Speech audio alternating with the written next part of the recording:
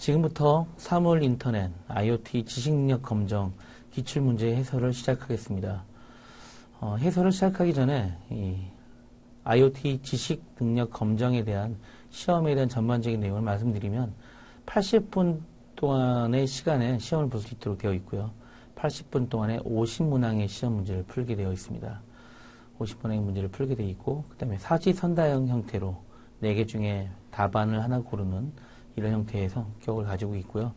그리고 점수는 60점 이상의 점수만 만족하면 합격하는 걸로 되어 있습니다. 이러한 정보를 근간으로 해서 제1회 지식능력 검정 시험 문제에 대한 기출문제 설명을 시작하도록 하겠습니다. 먼저 첫 번째 문제입니다. 다음 중 사물 인터넷의 개념을 설명하기 위한 사례의 거리가 가장 먼 것은 이라고 되어 있습니다. 첫 번째 경우에는 인터넷에 연결되어서 농업, 환경, 에너지에 대한 다양한 분야의 모니터링이라고 되어 있는데요. 이게 이제 사물 인터넷에 대한 가장 기본적인 기능이죠. 두 번째로는 인터넷에 연결되어서 건강의 측정, 판단, 예측, 우리가 스마트 헬스케어라고 하죠. 디바이스를 통한 형태의 내용들이고요.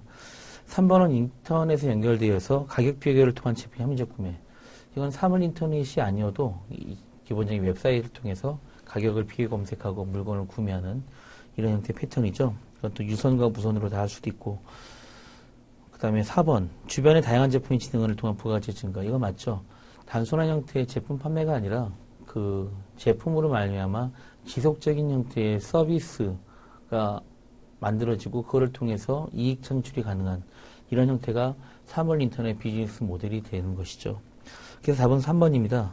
3번 같은 경우에는 어떻게 해야지 사물 인터넷이 될까요? 3번에 같은 경우에는 보통 여기에 뭐 음성이나 이미지를 인식을 해서 어떤 디바이스를 통해서 제품을 주문하고 뭐 활용을 한다면 이건 스마트 유통이라고 해서 우리가 이 사물 인터넷에 관련된 그런 내용이 되겠죠. 다음 이제 2번입니다. 2번 같은 경우에는 기술적 측면에서 사물 인터넷 활성 요인으로 가장 거리가 먼 것은 이라고 되어 있습니다. 기술적 요인이라고 한다면 크게 우리가 얘기했던 건 몇 가지가 있죠. 제품이 소형화되다 보니까 그것들이 저전력화되고 저전력화되는 부분들이 광범위하게 쉽게 이용할 수 있다면 표준화가 돼야 되는 거고 표준화가 되면 그만큼 저가격화가 되는 이런 형태의 4가지 이야기를 많이 했는데요. 그래서 이런 것과 기준을 했을 때 2번 비표준화가 된다면 얼마나 불편한 세상 속에서 우리가 살 것 같습니까? 그래서 2번 비표준화가 그 답이 되겠고요. 다음 3번입니다. 다음 중 헬스케어 서비스에 대한 설명으로 잘못된 것은 이라고 되어 있습니다. 헬스케어 우리가 앞서 설명드렸던 것처럼 헬스케어는 질병이나 질환을 체계적으로 효율적으로 관리하는 것을 헬스케어라고 하지요. 그리고 여기에 예방하는 기능이 들어가면 예방하는 것은 우리가 웰니스라고 따로 구분을 했습니다.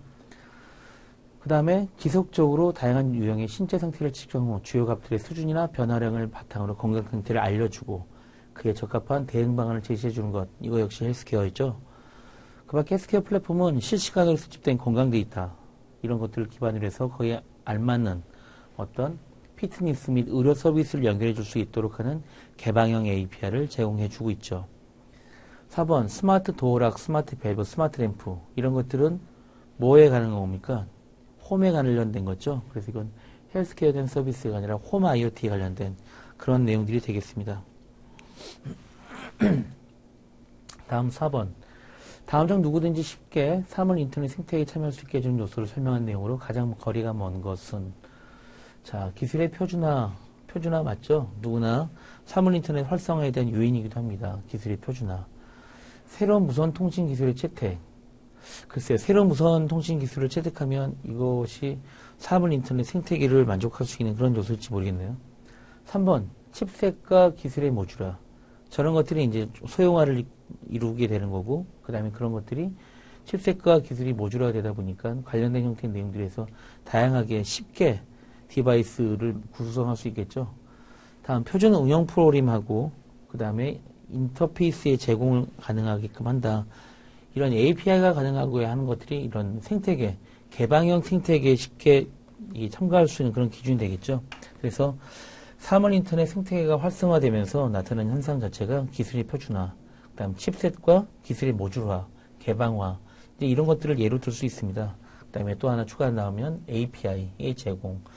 이런 것들이 전반적인 사물 인터넷 생태계가 활성화되면서 나타나는 현상이라고 이야기 됩니다. 그래서 답은 2번 새로운 무선통신 기술의 채택은 이에 해당되지 않고요. 표준화된 무선통신 기술의 채택이 오히려 이에 해당되겠죠. 표준화된 무선통신 기술의 채택 이런 것들이 오히려 맞는 형태의 답이 되겠죠. 다음 5번입니다. 2014년 이후로 정부는 ICT 분야의 패러다임으로 스마트폰 시대를 넘어서 진행될 사물 인터넷 생태 구조를 SPND-SE 관점에서 접근을 시도하고 있다. 다음 중 SPND-SE는 무엇을 의미하는가 라고 했을 때 SPND에 대한 정의를 물어보는 형태의 내용이 되겠습니다. SPND의 정의는 가장 맞는 내용들은 어떤 내용일까요? S 뭡니까? 서비스 프로파일이죠. 그다음에 P 플랫폼, N 네트워크, D 디바이스, C 시큐리티 해서 이런 5개의 구조를 IoT의 생태계 구조로 이야기를 하고 있는데요. 그래서 보시면 답은 2번 네트워크만이 아니라 디바이스로부터 서비스에 이르기까지 전체가 보안을 기반으로 서로 유기적으로 연결되어 상호 호환성을 전제로 진화하는 글로벌 생태계다라고 하는 내용들이 이제 바로 사물 인터넷을 가장 잘 설명하는 그런 형태의 내용이라고 할 수 있겠습니다. 글로벌 생태계가 맞고 로컬 생태계나 상호 호환성이 배제된 시스템이라든가 또 상호 호환성만을 강조하는 생태계라든가 이런 것들은 좀 거리감이 꽤 있는 형태의 내용들이죠. 다음 6번입니다. 2012년 결성된 단체로 사물 인터넷 공통 서비스 플랫폼 개발을 위해서 발족된 사실상 표준화 국제표준. 사실상 표준화라고 하는 부분들이 있죠. 우리가 이거를 얘기할 때 이 표준에 대해서 우리가 어떤 형태의 기준을 가졌나요? 표준화를 얘기를 할 때는 사실상 표준이라고 해서 얘기하고 있는 것들이 1M2M이나 또는 여기에는 없지만 OCF라든가 이런 형태의 내용들을 따로 얘기했죠.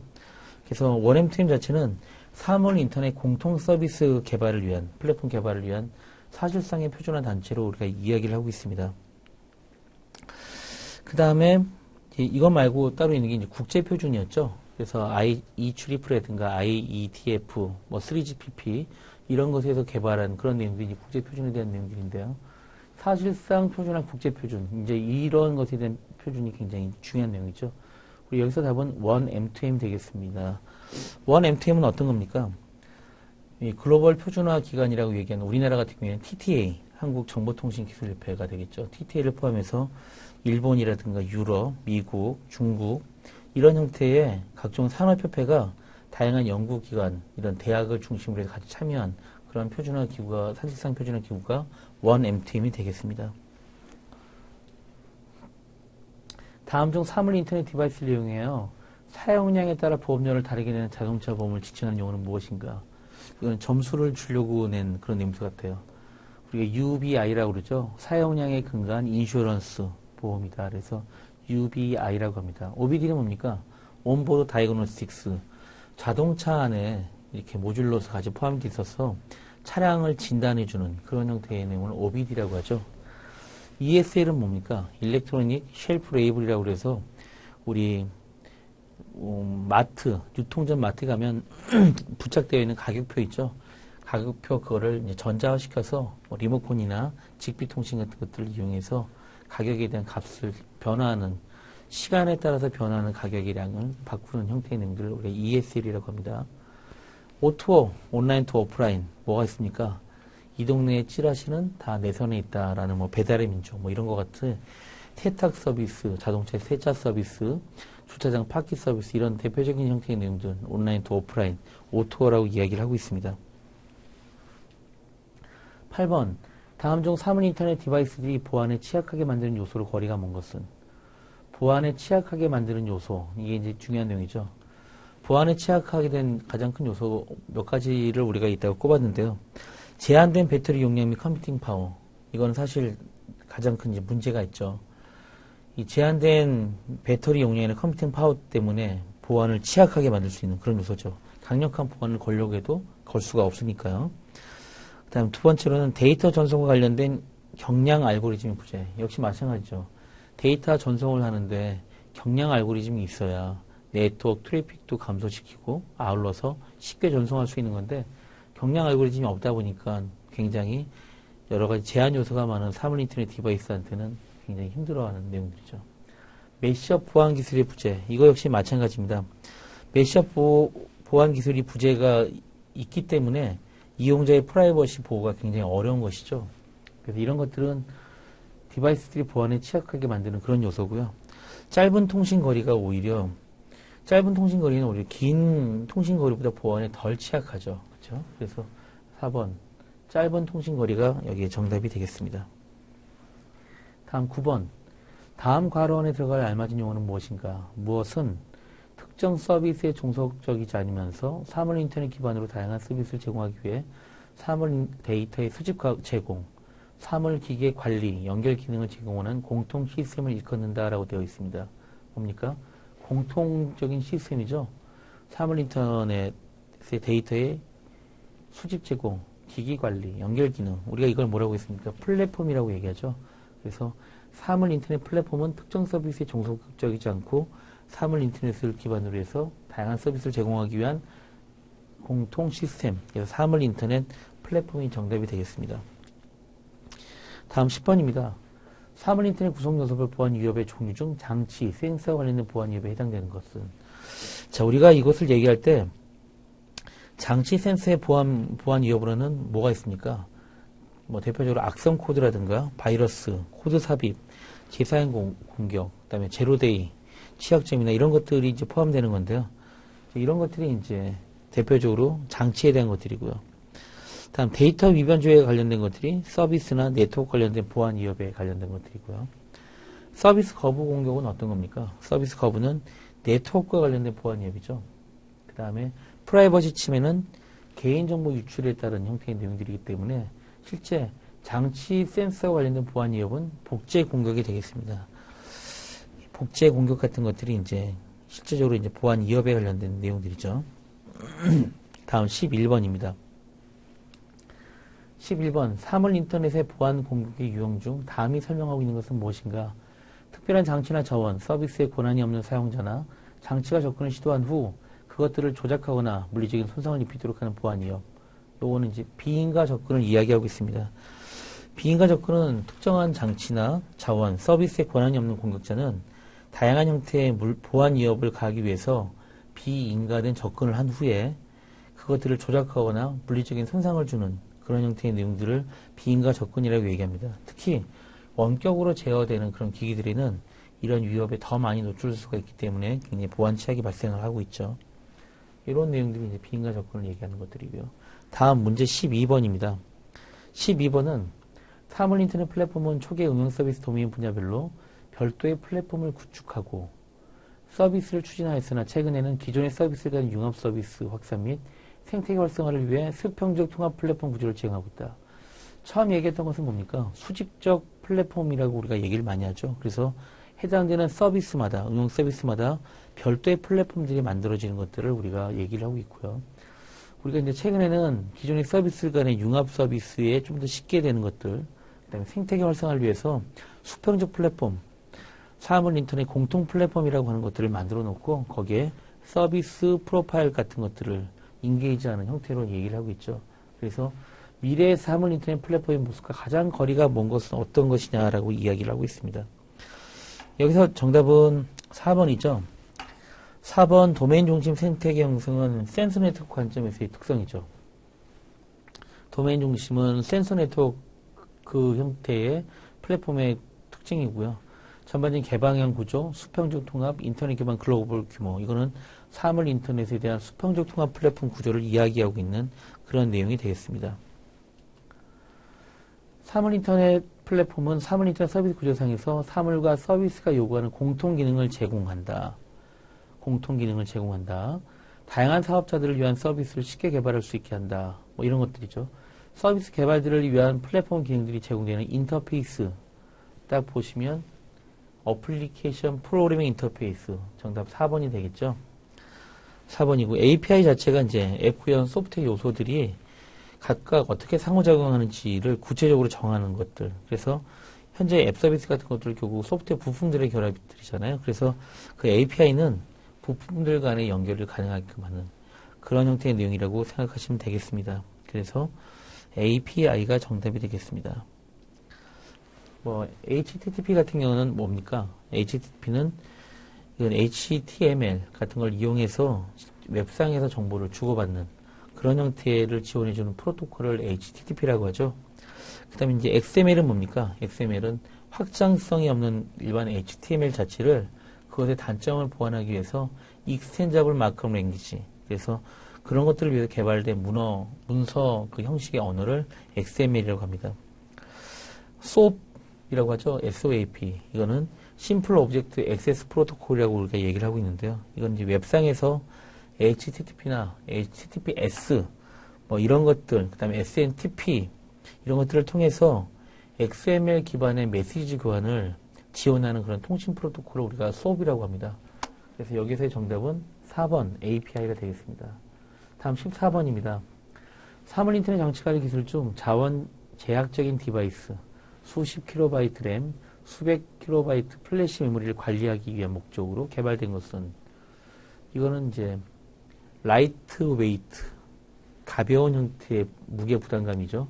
OMA의 라이트 웨이트 M2M이라고 하는 내용이 있습니다. 그래서 OMA LWM2M이라고 관련된 텍스트 내용을 보시면 자세히 보실 수 있을 텐데요. LWM2M을 지칭하고 있는 내용들이 바로 이것의 정답이 되겠습니다. 그래서 2번이 되겠고요. OMA-DM은 어떤 겁니까? OMA-DM은 이동통신사에서 휴대폰을 원격 제어하고 관리하고자 할 그런 목적으로 만들어진 게 OMA-DM이에요. 디바이스 매니지먼트죠. 그래서 이제 이런 것들은 보통 그 표준이 꽤 오래 되었고요. 2012년 기준으로 대략 한 14억대의 통신기기에 탑재되어 있을 만큼 디바이스 관리 분야에서 널리 사용되고 있는 게 OMA의 DM 기술이 되겠습니다. BBF-TR 069 이건 뭘까요? 이거는 이제 집안에 셋탑박스 아시죠? 집안에 있는 셋탑박스나 홈 게이트웨이 같은 그런 디바이스에 유선으로 연결된 그런 장치 관리 서버하고의 장치 설정을 관리하는 그런 형태의 프로토콜이 되겠습니다. OMA L2M 기술은 이제 가장 최근에 개발된 그런 디바이스 관리 기술로 자원 제약적인, 여기와 마찬가지로 자원 제약적인 디바이스를 관리하기 목적으로 개발된 게 OMA의 LW, Lightweight M2M이 되겠습니다. 다음 15번입니다. 사물 인터넷에서 시멘틱 기술은 주로 물리적 환경에 존재하는 다양한 사물들 간의 상호 연동을 하기 위해서 의미 기반의, 이런 것들이 중요한 표현이죠. 의미 기반의 정보 이해와 사물로부터 수집된 데이터의 의미를 분석하여 진경 서비스를 제공하기 위한 목적으로 사용되고 있다. 그래서 이러한 시멘틱 기술에서 리소스의 관계, 의미, 정보를 처리할 수 있는 형태로 표현하는 기술을 우리가 온톨로지라고 합니다. 그래서 정답은 1번입니다. 그 밖에 2번 서비스 컴포지션, 이건 뭡니까? 이거는 이제 서비스 오리엔티드 아키텍처라고 해서 SOA라고 우리가 얘기를 했었죠. 그래서 SOA에서 다양한 서비스를 연동하기 위한 그런 개념으로 나온 게 서비스 컴포지션 기술이 되겠습니다. 그 다음에 이제 사물 가상화가 있죠. 사물 가상화는 물리적 환경에, 이렇게 리얼월드 이런 물리적 환경에 존재하는 다양한 형태의 사물 정보를 플랫폼 또는 디바이스에 표현하기 위해서 그런 물리적 사물 정보를 가상화, 그런 추상화한 그런 형태의 리소스 생성 기술, 이걸 사물 가상화라고 합니다. 그 밖에 이제 개체 식별자, 우리가 오브젝트 아이덴티파이어라고 하는데요. OID라고 표현하는 것들입니다. 특정 영역 내에서 유일하게 특정 대상을 식별할 수 있는 어떤 그런 개념을 우리가 오브젝트 아이덴티파이어라고 이야기하고 있습니다. 다음 16번입니다.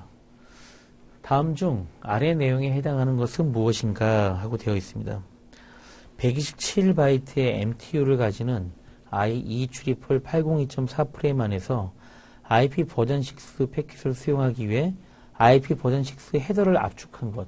우리가 1장에서 언급한 그런 내용들인데요. 6로우 페인이라고 우리가 얘기했습니다. IETF에서 이 관련된 내용에 대한 표준을 진행하고 있다고 얘기했고요. 6로우 페인과 더불어서 같이 코앱, COAP라고 하는 형태의 내용들을 같이 표준화를 진행하고 있다고 얘기했습니다. IP 버전 6의 패킷을 수용하기 위해서 한 것들 6로우 펜이라고 얘기를 하고 있습니다. 그 밖에 뭐 이제 NAT 같은 거는 뭐죠? 네트워크 어드레스 트랜스레이션이라고 해서 컴퓨터 네트워킹에 이용되는 내용이에요. 네트워크의 주소 문제로 주소가 굉장히 부족하잖아요. 그렇기 때문에 네트워크의 주소 문제를 해결해 주려고 로컬 서버에 있는 형태의 IP 어드레스를 별도로 변환하는 이런 형태의 내용을 NAT라고 하고요. 그 밖에 뭐 TCP/IP는 데이터를 주고받는 형태의 트랜스미션 컨트롤 프로토콜, 이제 이런 형태의 용도로 쓰이는 형태의 통신 프로토콜이 되겠고요. 그 다음에 NFC, 니어필드 커뮤니케이션이라고 해서 근거리 통신 기술에 해당되는 내용들이 있죠. 보통 우리가 NFC라고 얘기하면 비접촉식 양방향 통신 기술이라고 일단 얘기를 하고 있습니다. 그래서 기존의 RFID하고는 좀 다르게 읽기나 쓰기가 모두 가능한 형태, 이걸 우리가 NFC라고 얘기를 하고 있습니다. 다음 17번입니다. 다음 중 인터넷 서비스를 전제로 한 인터넷상의 통일된 정보 전의 식별체계는 무엇인가? 인터넷 서비스를 전제로 한 인터넷상의 통일된 정보 전의 식별체계, 이걸 우리 URI라고 합니다. 유니폼 리소스 아이덴티파이어라고 해서 URI라고 하는데요. 그렇다면 그 밑에 있는 OID, 그 다음에 MSISDN, ISBN, 이게 어떤 건지 한번 알아볼까요? 보통 우리 URI인데, URI는 뭐냐면 앞서서 얘기했던 것처럼 우리 식별자 관리라는 부분들이 굉장히 중요하다고 얘기했습니다. 우리가 기술 중에서 뭐 학번이라든가 주민등록번호 이런 것들 다 식별자라고 하죠. OID는 오브젝트 아이덴티파이어라고 해서 객체를 식별하는 객체 식별자를 얘기를 하고 있고요. 그 다음에 그 MSISDN 같은 경우는 대표적인 게 뭐냐면 전화번호 같은 겁니다. MSIS, 모바일 스테이션 인터내셔널 서브스크라이브 디렉토리 넘버라고 해가지고 전화번호를 우리가 MSISDN이라고 하고 있고요. ISDN 자체가 이제 옛날 전화체계이죠. 그 다음에 또 뭐가 있습니까? 또 하나가 ISBN, 말 그대로 북넘버죠. 어떤 책이든 도서 분류 기준에 의해서 분류할 수 있는 인터내셔널 스탠다드 북넘버, 이렇게 얘기를 하고 있죠. 그래서 도서를 식별하는 형태의 내용이 되겠습니다. 18번. 다음 중 와이파이 기술과 관련된 설명과 거리가 먼 것은? 사실 이 거리가 먼 것은이라는 것을 잘 생각해야 됩니다. 문제의 유형 중에 거리에 먼 것은 하면 어떻게 보면 이럴 수도 있는데 그 중에 나열된 것 중에 가장 거리가 멀게 설명한 것들 하나를 설명하는 이런 내용들이라서 좀 난해스러운 형태의 질문 유형이기도 합니다. 자, 와이파이는 이더넷이라 불리는 유선랜 기술을 무선화한 것이다. 맞는 얘기죠. 2번. 와이파이와 관련된 구체적인 기술 스펙은 와이파이 얼라이언스에서 정의하고 있다. 이건 아니죠. 와이파이 얼라이언스는 와이파이를 가지고 사업을 하는 그런 형태의 간의 얼라이언스, 어떤 집합체죠. 와이파이에 관련된 구체적인 기술 스펙은 어디에서 정의하고 있나요? IEEE 802.11에서 정의를 하고 있죠. 그래서 그렇게 이해하시면 될 것 같고요.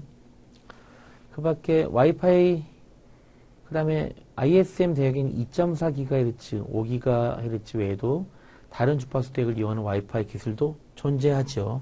존재합니다. 와이파이 기술은 채널 폭이 20MHz 혹은 22MHz 채널들을 5MHz 간격으로 배치하죠. 그래서 앞에 설명드린 있지만 이렇게 하게 되면 그 와이파이 AP가 13개 정도의 채널을 살핀 후에 간섭을 가장 적은 채널로 선택을 하게 되는 게 이제 이런 와이파이 기술인데요. 와이파이 주파수 대역에 대한 명시에 대한 내용들을 이해하시면 될 것 같습니다. 다음 19번입니다. 다음 중 블루투스 기술과 관련된 설명과 거리가 먼 것은? 거리가 먼 것은입니다. 1. 블루투스는 넓은 공간에 설치된 여러 장치들 사이의 통신을 제공할 목적으로 개발된 메시 네트워크 기술이다. 아쉽게도 블루투스의 메시 네트워크 기술은 지금 현재 개발이 진행되고 있는 그런 형태의 내용들이죠. 아직 정확히 어나운스된 부분들이 아니고요. 블루투스 자체는 이제 와이파이하고 동일하게 2.4GHz ISM 대역을 이용하지요. 블루투스 클래식이 79개의 1MHz 채널을 이용하는 반면 블루투스 스마트는 40개의 2MHz 채널을 이용합니다. 일반 속성 프로파일을 우리가 GATT라고 하는데요. 두 저전력 블루투스 장치들 사이의 데이터 교환 방법을 GATT에서 정의를 하고 있습니다. 그래서 이 블루투스에 대한 형태의 내용들을 정의하는 게 중요한데요. 블루투스는 사실은 넓은 공간이 아니고 좁은 공간에 설치된 여러 장치들 사이의 통신을 지원할 목적으로 개발한 허브앤스포크. 허브앤스포크라고 한번 설명을 드렸죠. 이렇게 허브에 놓고 이렇게 스포크와 같은 자전거, 바퀴살 같은 이런 형태의 내용들이 된 허브앤스포크와 같은 이런 형태의 방식의 통신 기술이 우리 블루투스 통신 기술이 되겠습니다. 예, 다음은 20번. 일정한 간격으로 정해진 신호를 방송하는 장치, 우리가 비콘이라고 하죠. 주기적으로 신호를 발생하는 그런 장치, 비콘이라고 합니다. 다음 중 사물 인터넷에서 상시 전원이 필요 없고 50m 반경 내에서도 서비스 구동시킬 수가 있어 비콘형 통신 기술로 많이 사용하는 것. 이거는 뭐 우리 블루투스죠. BLE라고 해서 블루투스 로우 에너지. 블루투스 4.0 기술서부터를 우리가 BLE라고 합니다. 그러면 와이파이는 앞서 설명드린 바 있고요. RFID하고 NFC는 이거는 50m 반경이라기보다는 RFID도 그 주파수 대역에 따라서 커버리지하는 반경에 해당되는 것들이 다양하게 있고요. NFC 같은 경우에는 근거리 통신이니까 50m 반경이 아니고, 지혜부는 뭡니까? 지혜부는 그 홈 오토메이션에 있어서의 어떤 모니터링, 그 다음에 컨트롤을 위한 저전력 통신 그런 것들을 우리가 지혜부라고 하는데 이건 보통 900메가죠. 우리나라 같은 경우에는 2013년도에 919에서 923 사이의 주파수 대역이 정식으로 승인을 받은 바 있습니다. 그래서 이거는 정답은 저전력 블루투스 2번이 되겠습니다. 다음 21번. 다음 중 저전력 블루투스 에너지에 대해 설명할 때 맞지 않는 것은 BLE 단독으로 구현될 때 브랜드 이름은 블루투스 스마트이다. 이거 맞죠? 블루투스 스마트. 40개의 2MHz 채널을 사용합니다. 그 다음에 전력 소모를 줄이기 위해 신호 전달 거리는 훨씬 짧으나 패킷 거리는 블루투스 클래식과 동일하다. 아, 이게 잘못됐네요. 그쵸? 어떻게 잘못됐습니까? 전력 소모를 줄이기 위해서 사용되기는 전력 거리는 짧으나 실질적으로 이걸 구현할 때 블루투스 클래식은 어떻게 됩니까? 일단 프로토콜이 호환되지 않죠. 프로토콜이 호환되지 않고 오히려 신호 전달 거리를 줄이기 위해서 패킷 사이즈도 원래 굉장히 더 작아지죠. 그렇기 때문에 해당되는 내용들은 이것들이 이제 아니시죠. 애플의 아이비콘은 BLE를 제공한 것이죠. 그래서 정답은 21번에 3번이 정답이 되겠습니다. 보통 저전력 블루투스에서의 사용 거리는 기존의 일반적인 블루투스 클래식 같은 경우에는 신호 전달 거리가 보통 100m 정도 되죠. 100m 정도 되는데 저전력 블루투스 자체는 전력 소모를 줄이기 위해서 최대 전력 소모량을 15mA로 제한을 했어요. 그래서 작은 크기의 패킷을 사용한다고 알려져 있습니다. 그렇게 알고 계시면 되겠습니다. 다음 중 RFID에 많이 저용되는 주파수와 거리가 먼 것은 433MHz, 이거는 ISO IC 18000-7이라고 하는 에어 인터페이스에서 정의되고 있는 그런 형태의 주파수 대역이죠. 보통 항만이나 보세 구간 같은 데 사용되는 주파수 대역이 433MHz가 되겠고요. 2.4GHz, 이 내용들은 뭐 여권, ID 카드 이런 형태로 수동 능동형의 타입으로 굉장히 많이 사용되고 있는 형태의 내용들이고요. 그 다음에 5GHz는 사실 좀 대역이 아니죠. 5GHz는 RFID를 위해서 활용되지 않은 그런 주파수 대역이 5GHz고요. 그 다음에 13.56은 여러분 잘 아시는 것처럼 뭐 티머니 카드와 같은 그런 형태의 내용들로 ISO IC 18000-3이라고 해서 이 표준에서 그 에어 인터페이스를 정의하고 있는 그런 형태의 내용들이 되겠습니다. 그래서 정답은 3번이 되겠습니다. NFC, 니어필드 커뮤니케이션에 대한 설명으로 가장 거리가 먼 것은 주파수 때는 13.56MHz를 제공했다. 맞는 얘기죠. 100m 안의 원거리 통신 기술로 기존의 RFID에 달리 읽기와 쓰기가 모두 가능하다. 읽기와 쓰기가 가능한 건 맞는데 100m 안이 아니라 근거리죠. 니어필드 근거리죠. 보통 10cm 언더, 3cm 정도에서 보통 사용하는 기술이죠. 정답은 일단 2번이 되겠습니다. NFC가 대중화되는 중요한 사건 중에 하나는 안드로이드 OS 기반의 스마트폰에 NFC를 적용한 것. 이건 맞죠? 그래서 우리가 안드로이드 폰, 스마트폰에 NFC를 사용하면서 우리가 휴대폰으로 지하철의 개찰구라든가 버스의 티머니 카드를 사용할 때 이런 NFC를 적용하고 있죠. 피어-투-피어, 리더, 라이터, 카드 이뮬레이션의 세 가지 모드가 NFC에 존재하고 있습니다. 다음 24번이 되겠습니다. 다음 내용에 해당하는 것은 무엇인가?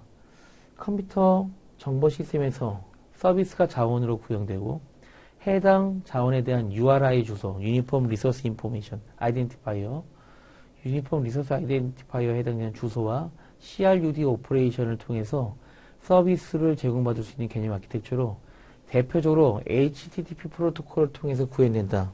이게 뭡니까? 여기서 구현될 수 있는 것들은 우리가 그동안 사물 인터넷 통신 프로토콜 얘기를 하면서 얘기했던 가장 많이 나왔던 REST라고 하는 Representational State Transfer라고 하는 이 REST라고 하는 형태의 내용들이 되겠습니다. 이 REST라고 하는 부분들은 HTTP 프로토콜을 통해서 가장 많이 사용되고 있는데요.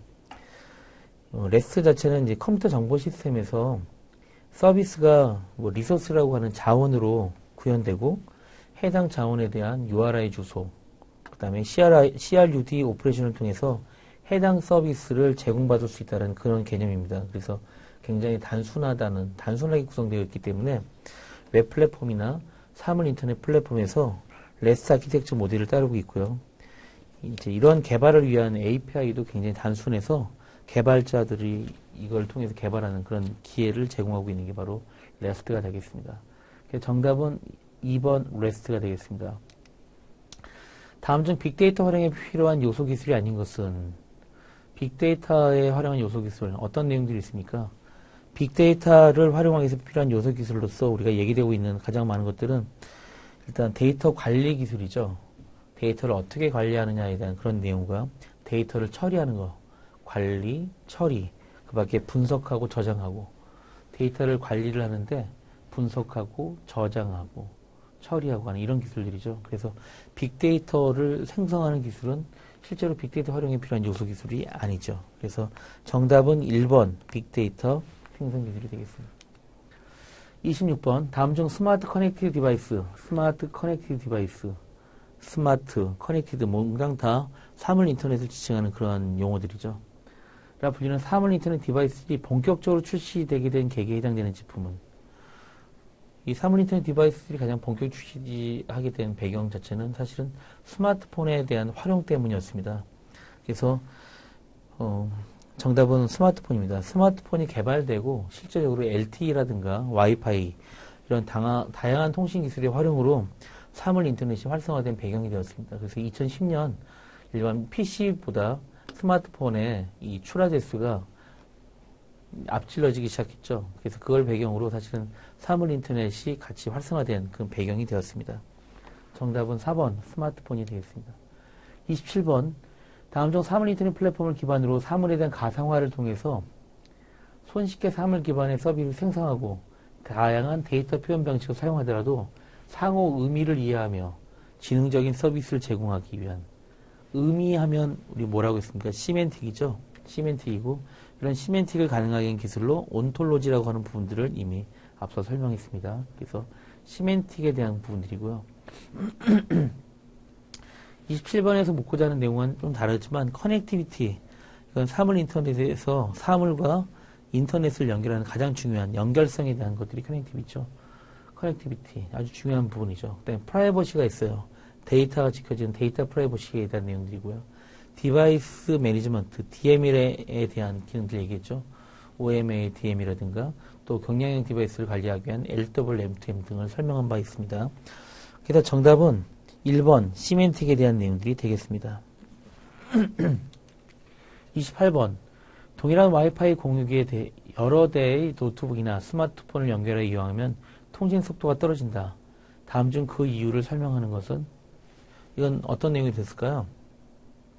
한 개 채널에 동일 채널이라는 간섭이죠. 한 개 채널에 여러 대의 PC나 노트북이나 스마트폰이 묶여있는 이런 형태가 되겠어요. 그래서 동일한 와이파이 공유기에 여러 대의 노트북이나 스마트폰을 연결해서 이용하면 통신 속도가 떨어지는 건 그 채널을 같이 나누고 공유하기 때문이에요. 그래서 동일 채널에 의한 간섭이다라고 이야기를 하고 있습니다.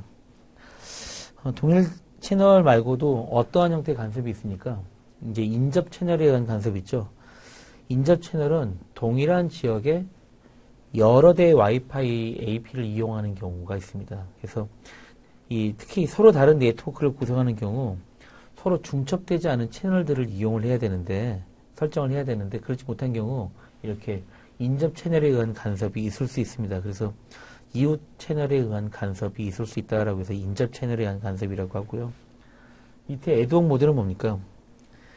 와이파이 디바이스들이 와이파이 AP를 경유해서 서로 통신하는 것이 일반적인데, 와이파이 AP 없이 직접 연결해서 사용하는 것들, 이런 것을 애드옥 모드라고 합니다. 그래서 애드옥 모드라고 얘기를 하고 있고요.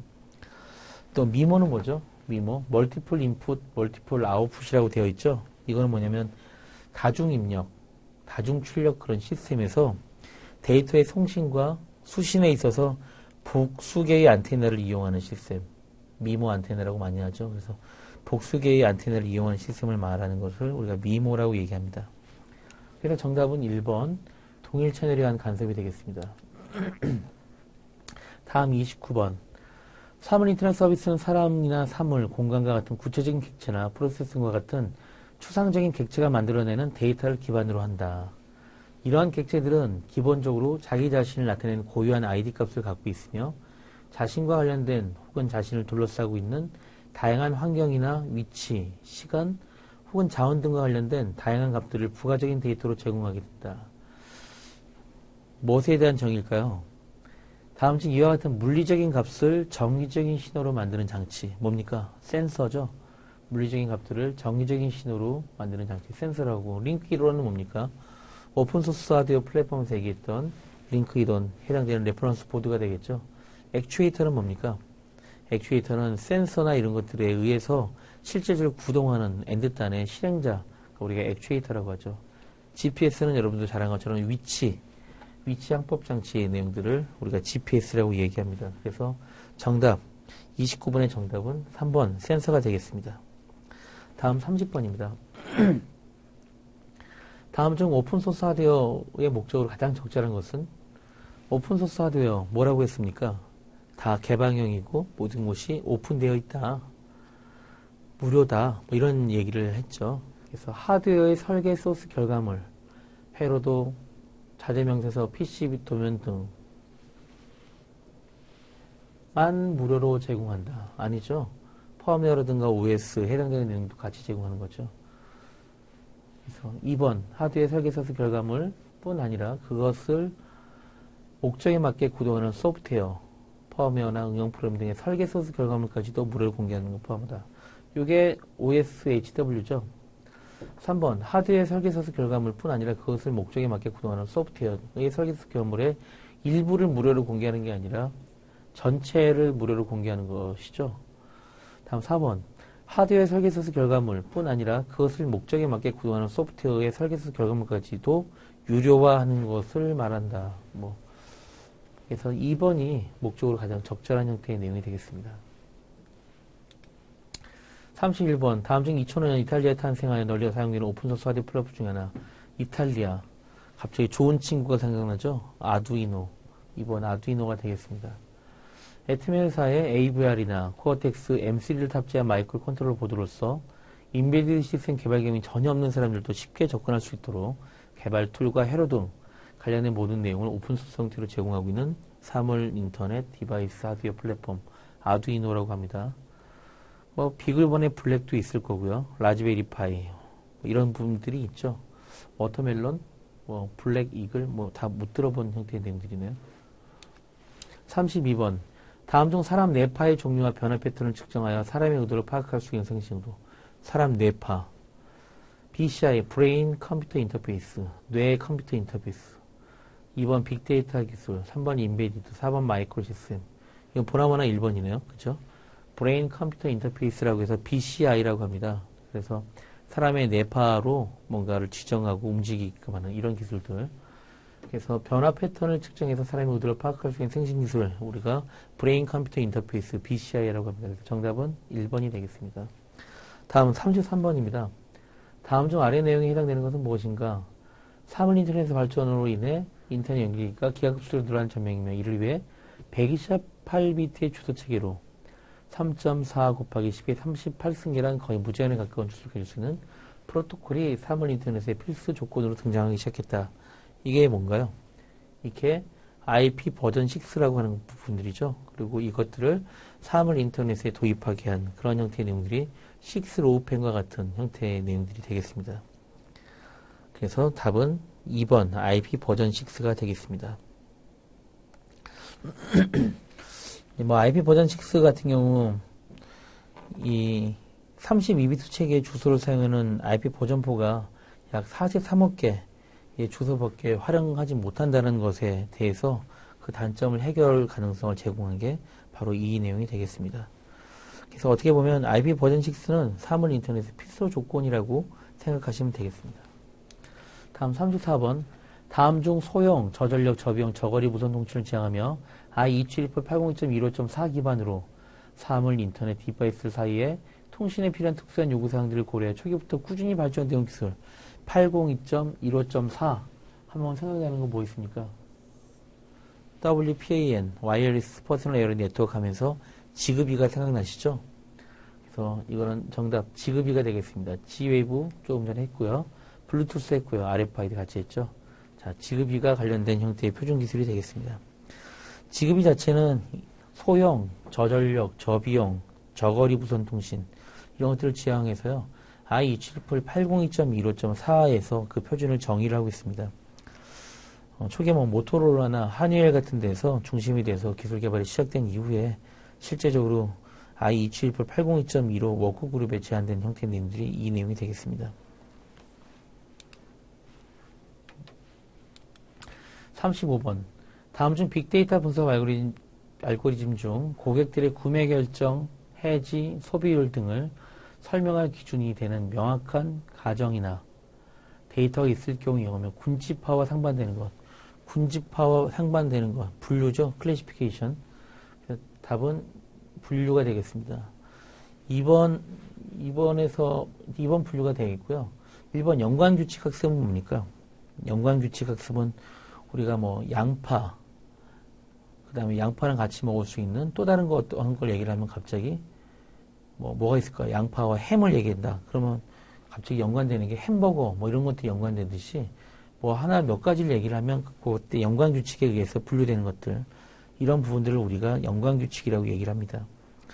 그래서 어떤 특정한 성격을 가진 데이터군하고 일정한 규칙에 따라서 연결되는 다른 특정한 성격의 데이터군을 찾아내는 방법 우리 연관규칙 학습이라고 얘기를 하고 있고요.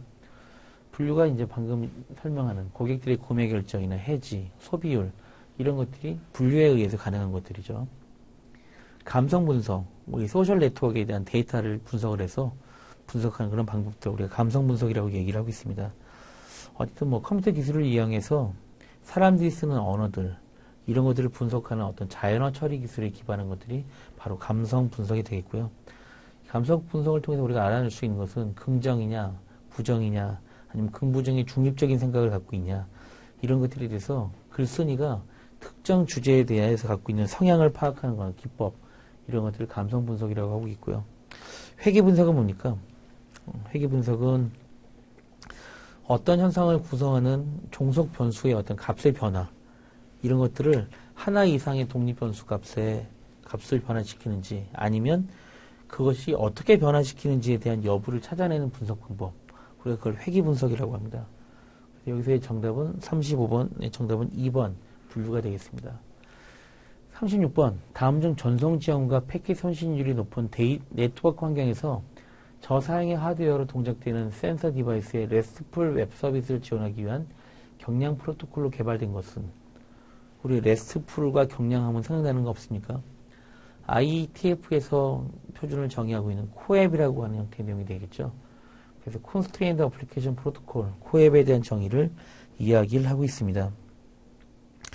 그 밖에 뭐 MQTT는 이제 메시지 큐를 얘기를 하고 있죠. 그래서 지연 및 손실이 심한 네트워크 환경에서 검침기, 센서 등 작은 기기들의 신뢰성 있는 메시지 전달을 위해서 개발된 메시지 프로토콜이 이제 MQTT가 되겠고요. XMPP는 뭡니까?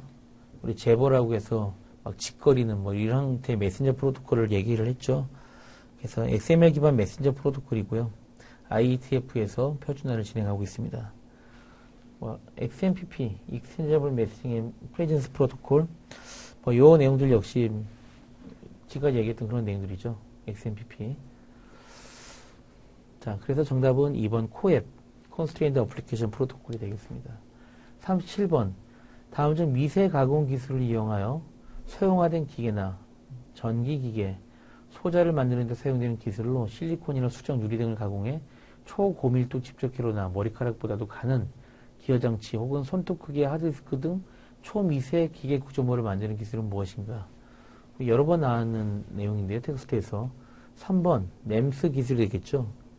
마이크로 일렉트로 미케니컬 시스템즈라고 해서 우리가 이 기술을 MEMS라고 얘기를 하고 있습니다. 액추에이터는 이제 시스템을 제어하는 이용장치라고 말씀드렸죠. 센서 단위에서 최종적으로 실행하는 단계 제어를 하는 그런 장치를 우리가 액추에이터라고 얘기하고 있고요. 뭐 나노 기술은 나노테크놀로지 말씀드렸죠. 물질을 원자나 분자 단위에서 다루는 기술이에요. 그래서 MEMS보다도 한 1000배 정도 더 미세한 기술로 우리가 그 나노 기술을 얘기하고 있습니다. 자, 이런 내용. 글로나스는 뭡니까? 글로나스는 GPS와 같은 그런 하나의 항법 장치죠. 그래서 러시아의 글로나스, 유럽연합의 갈릴레오, 뭐 중국의 베이도우, 뭐 이런 것들이 다 이런 GPS와 같은 위성 항법 장치를 얘기하고 있습니다. 38번. 다음 중 빅데이터의 특성을 나타내는 세 가지 키워드에 해당되지 않은 것은? 우리가 빅데이터의 특성을 나타내는 세 가지를 얘기할 때 많이 얘기했던 것들을 데이터의 양, 그 다음에 데이터의 변화 속도, 얼마만큼 빨리 이런 것들이 쌓이는지, 그 다음에 다양성, 이게 정형, 비정형, 멀티미디어 데이터 어떤 것들을 수용하는지 그 세 가지를 얘기를 하고 있는데요. 그래서 데이터의 양, 다양성, 속도 이 세 가지가 빅데이터 특성을 나타내는 세 가지 키워드고요. 인증, 베리디티는 해당되는 항목이 없는 내용들이죠. 39번 다음 중 클라우드 서비스를 설명한 내용과 관계가 먼 것은? 다양한 단말과 데이터 동기화 서비스를 지원하는 스토리지 제공 서비스. 이게 뭡니까? 스토리지를 제공하는 서비스죠. 이게 클라우드죠. 사업자가 지정하는 고정적인 형태의 서비스. 사업자가 지정하는 고정적인 형태의 서비스. 이 내용은 좀 아니네요. 그죠? 가상화된 서버와 데스크탑 서비스. 역시 마찬가지죠. 클라우드 서비스를 얘기하고 있고요. 사용자발 환경이 간편 구성이 가능한 소프트웨어 제공 서비스다. 이거 이제 SaaS라고 얘기하죠. 이거 클라우드 서비스에 해당되는 내용들이 되겠습니다. 그래서 여기서 정답은 2번이 되겠습니다. 클라우드 서비스는 이 사업자가 지정하는 게 아니라 누가 합니까? 이용자의 요청에 의해서 제공되는 서비스가 클라우드죠. 그래서 2번이 거리가 먼 내용이 되겠습니다. 다음 40번. 클라우드 컴퓨팅의 주요 기술 중 다음이 설명하고 있는 것은 무엇인가? 뭐뭐뭇은 사용자들이 클라우드 컴퓨팅 인프라의 사용자의 고유의 응용 또는 인터넷 서비스를 구축하기 위한 인터페이스를 제공한다. 서비스 간의 호환성을 위해서는 SOA, 시스템 오리엔티드 아키텍처를 기반으로 하며 단순화된 SOAP이나 REST 프로토콜을 제공한다. 뭘까요? 플랫폼 아닙니까? 앞서서도 한번 다뤘던 그런 내용들인데 플랫폼입니다. 자주 등장하는 거 보니 플랫폼에 대한 정의는 매우 중요한 내용이라고 이해하시면 되겠습니다. 플랫폼은 사용자들이 클라우드 컴퓨팅 인프라에서 사용자의 고유의 응용 또는 인터넷 서비스를 구축하기 위한 인터페이스를 제공하죠. 그래서 우리가 플랫폼이라고 이해하시면 되겠습니다. 그래서 정답은 플랫폼이 되겠습니다. 그 다음에 41번 다음 중 클라우드 서비스에서 자원 활용 효율성 증대 및 사용자별 자원 할당 간편화를 위해서 사용하는 것으로 호스트 컴퓨터에서 다수의 운영체계를 동시에 실행하기 위한 가상 플랫폼으로 VMM, 가상 머신 모니터, 버추얼 머신 모니터죠. VMM이라고 불리는 것은 우리가 하이퍼바이저라고 합니다. 하이퍼바이저. 하이퍼바이저가 이제 저기에 관계되는 정의가 되겠고요. 프로비저닝은 뭡니까? 프로비저닝은 IT 인프라 자원을 사용자 또는 비즈니스의 요구사항에 맞게끔 할당해주고 배치해주고 배포해서 시스템을 사용할 수 있도록 지원하는 것을 우리가 프로비저닝이라고 합니다. 자원 가상화, 리소스 버추얼라이제이션이라고 하는데 이거는 뭡니까? 스토리지, 스페이스, 스토리지 볼륨이나 또는 네임스페이스, 네트워크 자원과 같은 이런 구체적인 시스템에 대한 내용들 자체를 가상화시키는 것, 그걸 버추얼라이제이션이라고 하죠. Y기그는 뭡니까? Y기그. 와이어리스 기가비트 얼라이언스라고 해서 비인가된 60GHz 이상의 주파수 대역에서 기가비트 무선 통신 기술을 활용한 그런 지원하는 단체를 Y기그라고 합니다. 그래서 정답은 3번 하이퍼바이저가 되겠습니다. 다음 42번. 다음 중 클라우드 컴퓨팅을 구성함에 있어 기술 구성 시 유의해야 할 사항이 아닌 것은 사용자 가상 서버 및 서버 확장성. 당연히 구성을 해야 되는 내용이죠. 시스템 가용성 역시 마찬가지고요. 부하 관리에 따른 활용률 역시 마찬가지입니다. IT 자원의 독립성. 정답은 4번 IT 자원의 독립성이 되겠는데요. 이 클라우드 컴퓨팅 기술을 구성할 때 유의사항은 첫 번째, 사용자 가상 서버나 서버에 대한 확장성이 가장 첫 번째고요. 두 번째로는 시스템에 대한 가용성이 되겠습니다. 세 번째로는 데이터에 대한 신뢰성이 필요하고요. 네 번째로는 이런 데이터 센터를 구성하는 제공자 입장에서 활용률을 높여가지고 경제성을 가져야 돼요. 활용률이 높아져서 경제성을 가져야지. 이런 것들이 클라우드 컴퓨팅 기술 구성 시 유의해야 될 사항이고요. IT 자원의 독립성은 해당되는 것과 관련된 사항이 없는 그런 내용이 되겠습니다. 43번 되겠습니다. 다음 중 연결 중심의 사물 인터넷 시대에 세 가지 주요 변화로 가장 거리가 먼 것은 사물 인터넷 시대 뭡니까? 이건 가벼운 연결이죠. 사물 인터넷 디바이스가 쏟아내는 데이터는 굉장히 작은 양의 데이터들이에요. 그래서 기존의 모바일 시대의 플랫폼 같은 경우에는 대용량의 멀티미디어 데이터라든가 동영상, 사진 데이터들이 기인하기 때문에 무거운 연결이라고 말씀드렸죠. 그 다음에 기존의 모바일 같은 형태의 시대는 앱으로 운영되는 앱 중심의 플랫폼이었고요. 이거는 이제 사물 인터넷 시대는 다 웹 중심의 플랫폼이라고 이야기를 하고 있습니다. 그 다음에 대용량 데이터 트래픽은 기존의 모바일 시대의 주요 특징이죠. 답은 3번이 되어 있고요. 개방형 API, 이야말로 사물 인터넷 시대에 관련된 그런 형태의 주요 변화 요소 중에 하나가 이런 개방형 API가 되겠습니다. 44번. 다음 중 가로 안에 들어갈 수 있는 적절한 용어는 무엇인가? 어디 회사는 스마트폰을 통해 온오프 기능, 밝기 조절 기능, 다양한 색 구현 기능이 있는 휴라는 네트워크 연결, LED 전구를 개발해서 제공하고 있다. 물론 어떤 회사가 직접 더 새로운 사용 경험 및 환경을 제공할 수 있지만 휴 제품의 소프트 접근성을 높이기 위하여 무엇을 개방했다? 많은 사용자들이 접근해서 거기에 대한 맞춤형 형태로 API를 제공했다는 거죠. API가 그만큼 굉장히 중요한 용어 같아요. 지금 API가 이제 몇 번 계속 반복해서 나왔죠. 그래서 이제 API를 개방해서 소프트웨어에 대한 접근성을 높였습니다. 그래서 API만 있으면 다양한 소프트웨어 벤더들에 의해서 저 휴라는 전구, LED 전구를 조절할 수 있는, 제어할 수 있는 그런 앱들이 많이 나타날 수 있겠죠. 그래서 답은 3번 API가 되겠습니다. 45번. 다음 중 클라우드 서비스 제공자가 이용하는 이용자 요구사항의 성능에 맞춰 가상화된 하드웨어를 제공하는 서비스. 하드웨어를 구성하고 제공하는 서비스 뭡니까? 인프라스트럭처죠. 그래서 IaaS. 답은 1번이 되겠습니다. 인프라스트럭처 애저 서비스가 요구하는 형태의 답이고요. 그러면 뭐 관계되는 내용들인데 IaaS를 좀 구체적으로 얘기를 하면 서버뿐만 아니라 뭐 스토리지라든가 이런 하드웨어 자원만을 임대 제공하는 서비스, 이걸 인프라스트럭처 애저 서비스, IaaS라고 하고 있고요. 파스는 뭡니까? 이용자에게 소프트웨어 개발에 필요한 플랫폼을 제공 임대해 주는 게 파스입니다. 그러면 사스는 뭐냐면 이용자가 요구하는 소프트웨어를 임대 제공하는 것, 이거를 소프트웨어 애저 서비스라고 해서 사스라고 얘기하고 있습니다. 그래서 정답은 1번 IaaS가 되겠습니다. 46. IT 시장조사 업체인 가트너는 매년 새로운 기술의 현황 및 전망을 주기곡선 하입 사이클이라고 하죠. 표현하고 기술의 발전 단계를 5단계로 정의하는 다음 중 5단계의 순서로 가장 적다른 것은 맨 처음에 어떤 제품이든 태동하는 태동기가 있고요.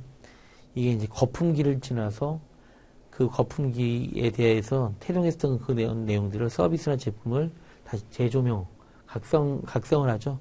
각성을 하고 재조명을 해서 안정기를 찾는. 답은 1번이 되겠습니다. 1번 전형적인 하이브 커브가 차지하고 있는 형태의 프로세스가 바로 저런 얘기죠. 그래서 1단계로는 태동기입니다. 이게 신기술로서 시장의 어떤 잠재성이 드러나는 형태의 내용들, 이때의 시기를 태동기라고 하고요. 2단계로는 거품기입니다. 해당 기술이 미디어의 조명과 성공 사례에 너무 관심이 증폭되는 것들이죠. 굉장히 증폭돼서 보이기 때문에 우리가 거품기라고 얘기를 하는 거예요. 거품기가 지나고 나면 이제 각성기, 기술에 대한 실체를 좀 더 알게 되고 한계를 알게 되는 거죠. 그래서 기술의 실체와 한계로 인해서 시장의 관심이 갑자기 감소되기 시작한 것, 이게 각성기이고요. 각성기가 좀 지나고 나면 그 시장의 침체를 극복한 기술이 어느 정도 이 시장을 형성하게 되는데 이걸 재조명기라고 하고요. 재조명기가 이제 지나고 나면 이제는 일반적인 기술로 기술을 인정하면서 인정을 통한 시장의 보급이 이루어지는데 이걸 우리가 안정기라고 표현하고 있습니다. 대표적인 가트너가 하이프사이클로 이런 형태의 내용들을 표현하고 있죠.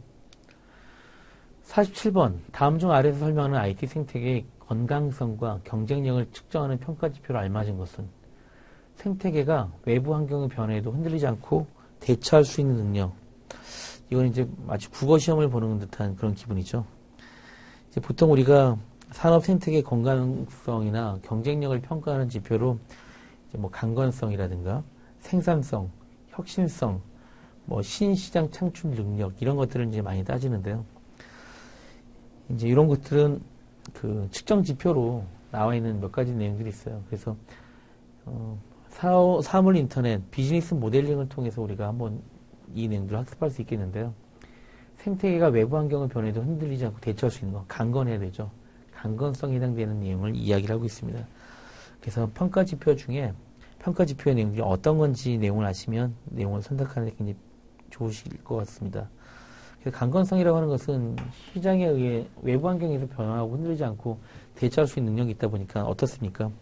생태계 구성원의 생존율이 높고 뭐 이런 형태로 구분될 수 있겠죠. 그래서 47번 정답은 3번 강건성이 되겠습니다. 48번 다음 괄호 안에 들어갈 알맞은 용어는 무엇인가? 비즈니스 생태계 중 ICT 생태계 관련해서는 프란스만의 연구를 대표로 들 수 있는데 초기에는 기본적인 계층 모델 6계층에서 ICT 환경 변화를 고려해 기존 모델을 단순화하여 수정된 4계층 모델로 네트워크 요소, 가로, 콘텐츠 애플리케이션 서비스, 최종 수익 모델을 주장하였다. 어떤 내용입니까? 네트워크 요소에 대해서 네트워크 운영을 하고 콘텐츠 애플리케이션 서비스, 최종 수비할 수 있는 요 내용들을 해서 네트워크 운영이 정답이 되겠습니다.